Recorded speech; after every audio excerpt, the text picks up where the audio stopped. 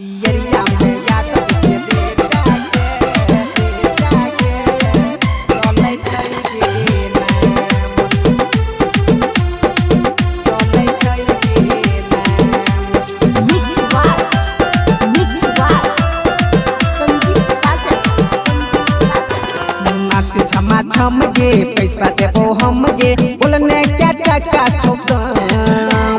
नाच छमा छम गे पैसा देबो हम गे बोलने क्या टका छौकम यरिया में यादव के बेटा के चलै छै के नाम यरिया में यादव के बेटा के चलै छै के नाम यरिया में यादव के म्यूजिक बेटा बार डीजे विकास सीतामढ़ी साक्षी रिकॉर्डिंग स्टूडियो सोनामुखी बाजार चल चल चकाबे तो अपन कमरिया गे चोली पर साइट देबो हम तोरा नमरिया के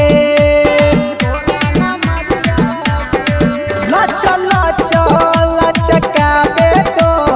अपन कमरिया गे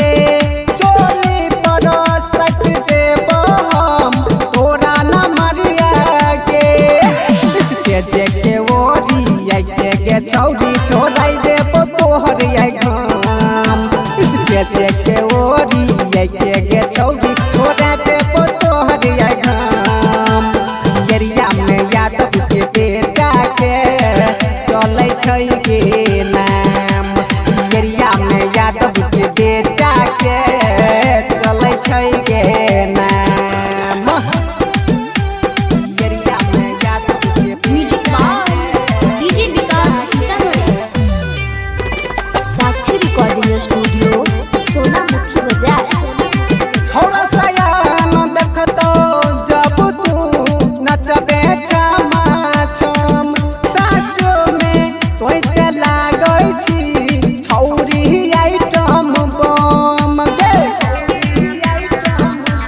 छोरा सयान देखतो जब तू नचबे छमा छम साचो में तोइते लागै छी छौरी आइटम बम संगीत बाखंडन से निराला नीतीश से लाली है साटा के दाम संगीत बाखंडन से निराला नीतीश से लाली है साटा के दाम यरिया में यादव के बेटा के चलै छै के नाम यरिया में यादव के बेटा के चलै छै के नाम मिक्स बाय संजीत साजन